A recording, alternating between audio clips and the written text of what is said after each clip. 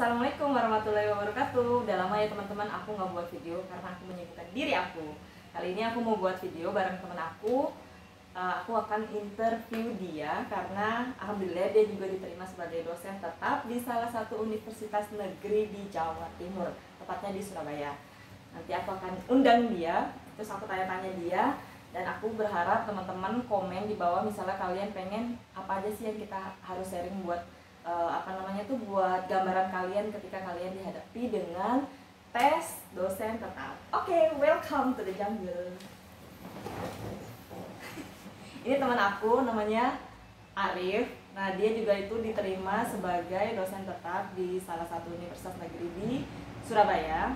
Nah, di sini aku bakal interview dia karena yang aku tahu dia itu sebenarnya nggak mau jadi seorang dosen, tapi tiba-tiba dia sekarang menjadi seorang dosen. Karena aku akan tanya ke dia kenapa dia tiba-tiba mau mendaftarkan dirinya sebagai seorang dosen. Kenapa? Berikan alasan Anda kenapa Anda mau menjadi seorang dosen. Padahal kan pekerjaan Anda itu sebelumnya, aku manggil dia kakak. Pekerjaan kakak kan sebelumnya adalah bukan dosen intinya. Bukan dosen intinya. Terus kenapa tiba-tiba mau jadi seorang dosen? Apa karena ikut-ikutan atau gimana? Sebenarnya saya nggak pengen jadi dosen awalnya, tapi karena itu permintaan orang tua, maka saya nggak mau harus saya kabulkan. Makanya begitu ada salah satu kampus negeri yang buka lowongan waktu itu besar-besaran, ya saya coba untuk mengabulkan itu, dan ya alhamdulillah saya di tanggal 1 September kemarin dikukuhkan sebagai salah satu dosen tetap di sana. Oke, itu dari berapa pendaftar, dari berapa peserta terus buat kakak diterima? Maksudnya berapa peserta total yang harus total yang akhirnya kan berapa seleksi sih, berapa tahap? Waktu itu cuma 3 tahap sih.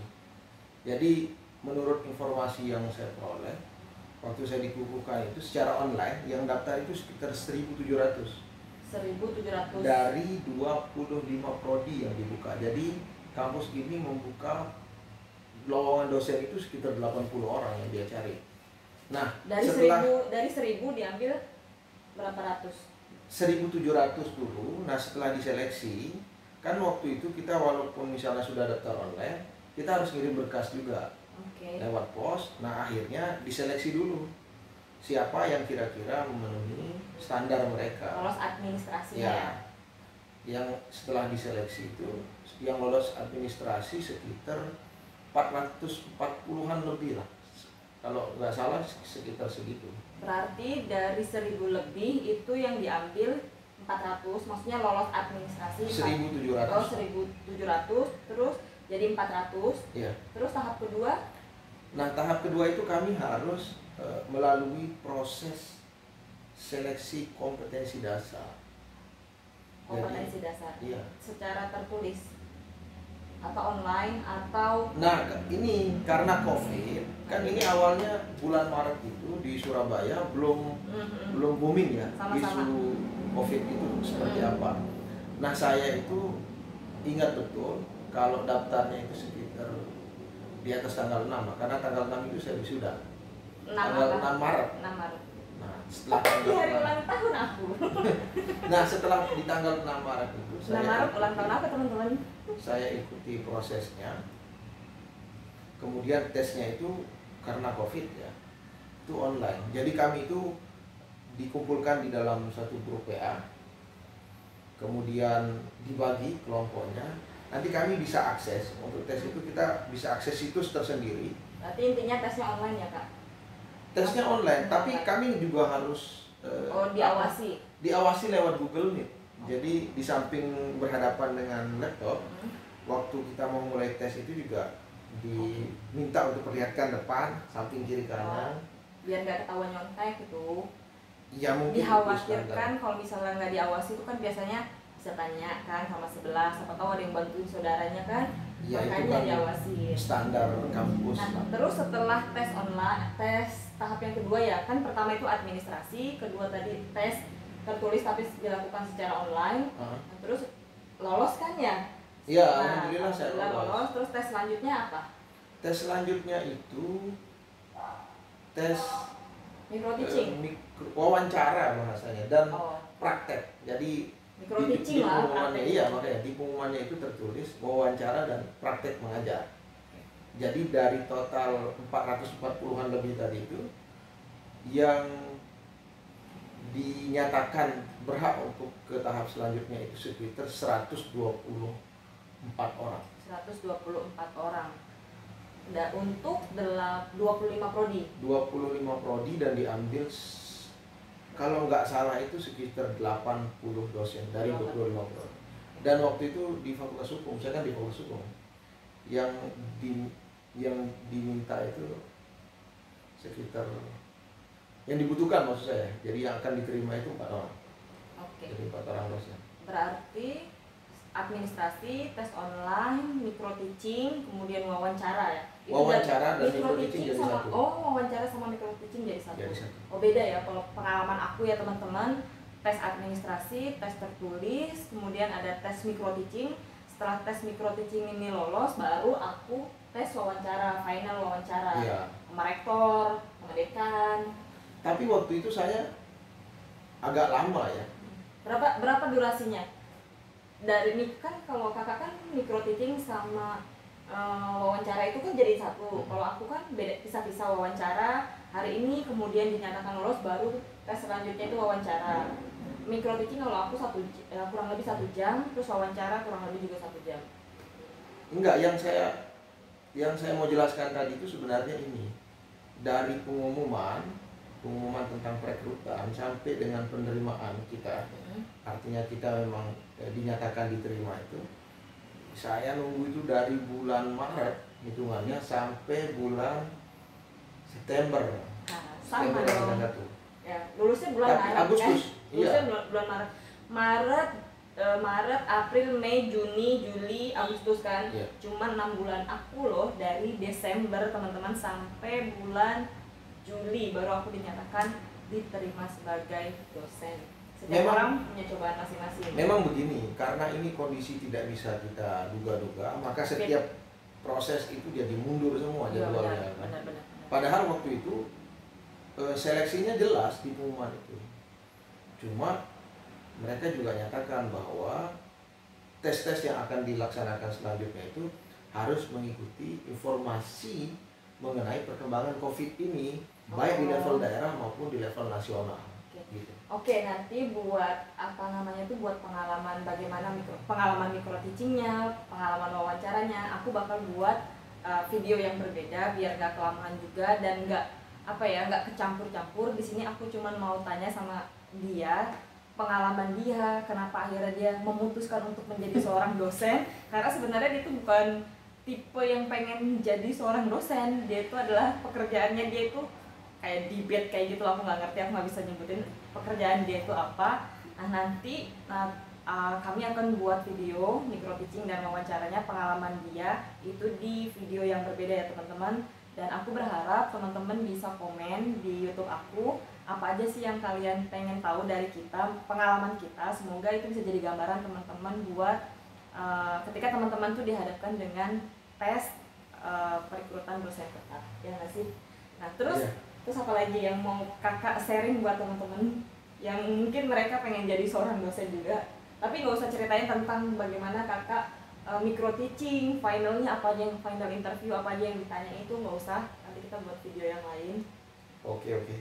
Sebenarnya gini, apapun yang ingin kita lakukan, apalagi misalnya mau menjadi seorang dosen, itu harus diseriusi. Dari level persiapan administrasi, kemudian persiapan tes tulisnya, wawancaranya itu juga harus benar-benar matang. Nah, pas waktu kakak ngirim berkas ataupun mengirimkan itu kan pasti ada syarat-syaratnya ya, yang pasti ijazah kayak itu. Ada enggak kalau aku pribadi, aku selalu mengirimkan sertifikat pendukung aku. Misalnya aku pernah ikut seminar ataupun conference, itu sertifikatnya aku kirimkan langsung ke universitas yang bersangkutan. Kalau kakak gimana? Nah kemarin itu mungkin itu juga salah satu kenapa kemudian saya ini dipertimbangkan, karena saya kira juga peminat untuk menjadi dosen fakultas hukum itu juga banyak. Jadi karena saya kebetulan lulusan terbaik kedua di Universitas Airlangga waktu itu, jadi saya lampirkan itu aja, nggak ada yang lain. Kalau pengalaman kerja, kalau pengalaman kerja iya saya tulis di CV ya, di CV yang memiliki korelasi dengan pekerjaan sebagai dosen, misalnya pernah magang di kantor hukum atau di LSM. Wow, banyak sekali pengalamannya. Aku nggak punya pengalaman sama sekali waktu Ya kan itu setiap orang beda-beda. Iya, perlu kemudian kita tampilkan karena memang untuk ibaratnya ya kepada orang mempromosikan gitu, diri kita kalau kita memang iya, layak gitu. kalau kita tuh memang layak. Itu nggak apa-apa teman-teman. Ibaratnya kalau kata orang tua aku, kita tuh lagi mau jualan, bukan jual diri ya. Lagi mau jualan, jadi kita harus memberikan yang terbaik kayak gitu. Ya kan? Nah, yang perlu saya ingatkan juga kan begini, menjadi dosen itu tentu saingannya banyak. Seperti yang saya bilang tadi. Banget dari seluruh ya, Indonesia. Saingan kita itu bukan hanya lulusan di dalam negeri. Betul. Saya saja, saingan saya yang dari luar negeri itu ada lulusan Belanda, lulusan Australia.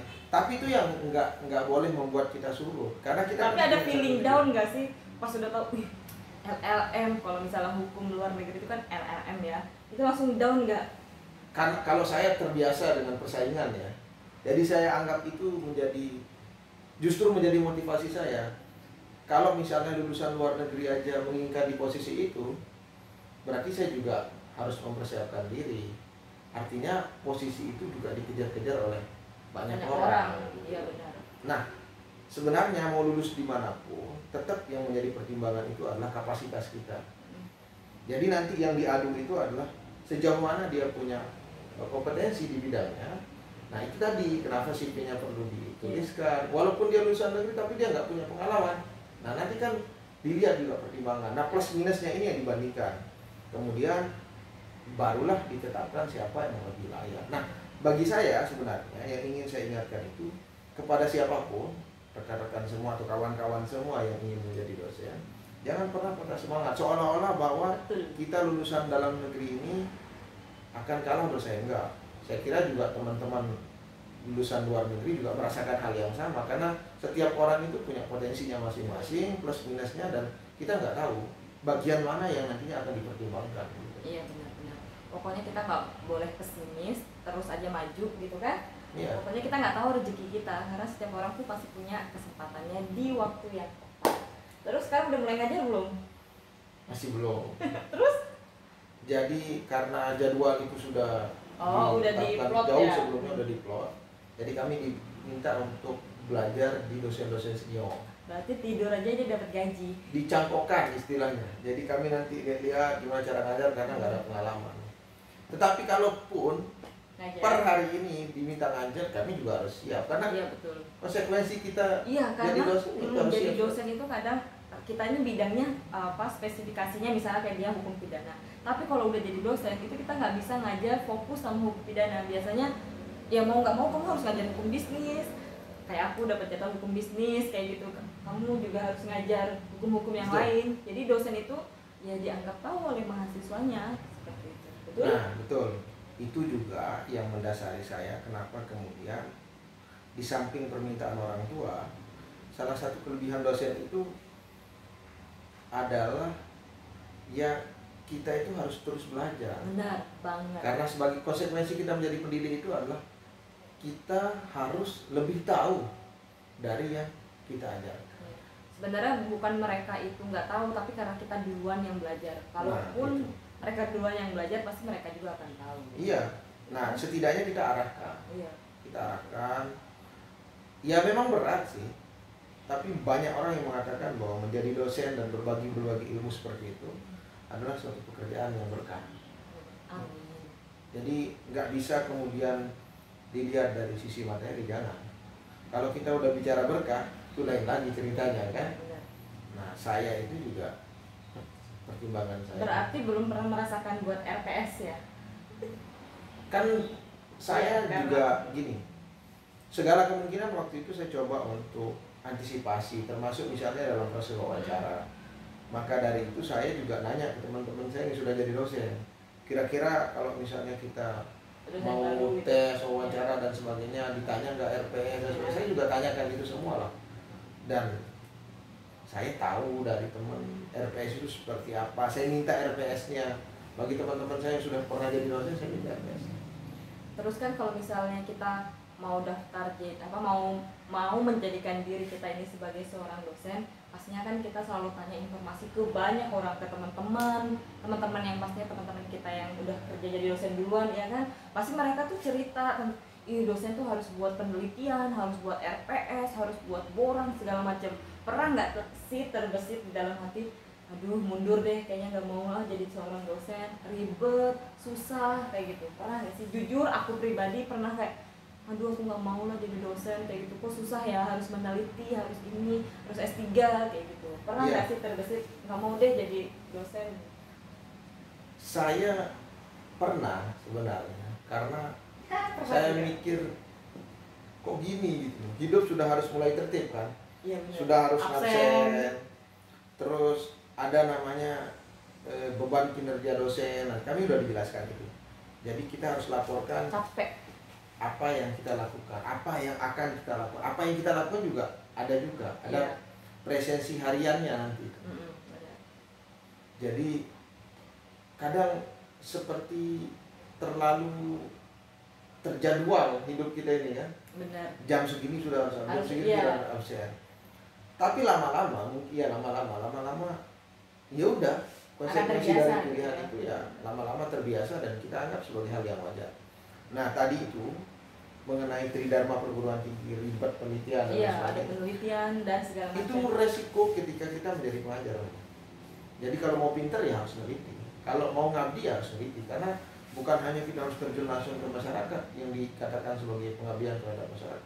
Hasil penelitian kita ketika dibaca oleh masyarakat dan memiliki nilai yang positif dan bisa diterapkan di masyarakat, itu juga bagian dari pengabdian masyarakat. Jadi itu yang harus dipahami. Udah, kalau aku ya, waktu aku misalnya udah ditetapkan ada jadwalnya, belajar terus nggak sih? Karena kan deg-degan gitu mau ngajar, aduh apa yang mau diajar, takut nggak bisa ngajar di depan mahasiswa, grogi gitu. Ada nggak pengalaman, aduh harus belajar terus, karena kan mau menghadapi mahasiswa gitu, ada nggak? Meskipun belum belajar kan, maksudnya sekarang belum ngajar, tapi udah ada persiapan belajar nggak sih?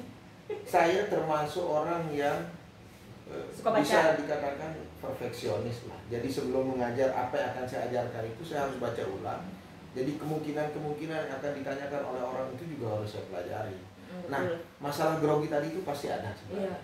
Tapi karena misalnya dirimu kan pernah jadi asisten dosen, setidaknya pernah mencoba untuk berbicara di depan mahasiswa. Saya juga dulu pernah di organisasi nyampaikan materi dan sebagainya, sudah sering malah. Tapi perasaan groginya pasti ada. Apalagi bagi teman-teman yang tidak pernah mengajar. Makanya saya bilang dari awal, dia dipersiapkan diri. Ada yang sepertinya nggak pernah punya pengalaman, tiba-tiba disuruh ngajar ya keringat dingin jelas. Meskipun ya teman-teman, meskipun aku punya pengalaman ya sebagai asisten dosen, tapi nggak terlalu yang mengasisteni dosen, tapi tetap aja aku tuh punya rasa deg-degan gitu buat boro-boro aku ngajar ya. Waktu aku wawancara aja gitu-gitu, tapi kalau udah di tengah-tengah pembicaraan sih udah nggak grogi lagi. Mungkin kalau nanti ngajar pun kalau misalnya udah terbiasa, misalnya udah 2 kali 3 kali, itu udah nggak akan grogi lagi. Amin. Kalau itu pasti. Saya aja yang terbiasa komunikasi dengan orang banyak, saya juga grogi. Ini aja, diri wawancara saya juga grogi. Mau nyampaikan apa? Aku aja yang nanya grogi. Paling HP aku. Nah itu maksud saya yang harus mestinya dipersiapkan. Bagi teman-teman yang mungkin masih mengenyam bangku S2 dan punya cita-cita sebagai dosen, tolong dipersiapkan dari sekarang. Iya, harus mau nulis harus mau publish jurnal. Karena biasanya kalau misalnya mau jadi seorang dosen itu dia ditanya udah pernah publish jurnal belum, internasional kah, nasional kah, ya nggak sih? Nah, ya gitu teman-teman. Itu aja. Ada yang mau ditambahin nggak sebelum kita ke sesi pengalaman dia, bagaimana dia menghadapi wawancara, micro teaching, tips dan triknya. Sekali lagi teman-teman, bukan mau mengajari, cuman kita mau berbagi pengalaman kita. Semoga pengalaman kita itu bisa jadi motivasi ataupun gambaran teman-teman ketika dihadapi dengan seleksi dosen tetap. Intinya itu fokus dan Ini jangan tipsnya dari dia. Fokus, jangan terlalu percaya diri juga, jangan sehingga terlalu percaya kita diri. abai terhadap persoalan-persoalan teknis yang saya sempat jelaskan tadi, kayak grogi saat ngajar dan sebagainya. Karena itu juga bagian dari penilaian saya kira. Iya, benar. Buat PowerPoint itu harus semenarik mungkin. Nah itu betul. Dan jangan lupa kalau setiap aku micro teaching kayak gitu, waktu tes micro teaching aku selalu mencantumkan misalnya universitas lambangnya, ya logo dari universitas tersebut. Itu kan suatu kebanggaan buat para juri. Oh ternyata dia menyantumkan atau menaruh si label itu di PowerPoint kita. Pokoknya perlihatkan kalau kita ini memang serius siapkan dan materi. kita kompeten, itu saja. Kalau sudah kita laksanakan, ya ditambah doa juga lah. Iya. Minta doa sama orang tua. Tapi itu nanti tips dan triksnya. Oke. Jadi nggak bisa saya jelaskan langsung di video. Lama banget. Ya. Oke. Itu aja ya teman-teman, pengalaman dia kenapa akhirnya dia ini sudah mempunyai pekerjaan yang tetap, bisa dibilang tetap ya kan, dibilang tetap, akhirnya dia beralih menjadi seorang dosen.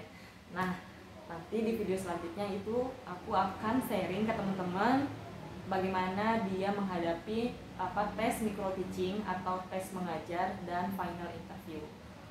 Oke, itu aja. Itu dulu ya teman-teman, saya akhiri. Assalamualaikum warahmatullahi wabarakatuh.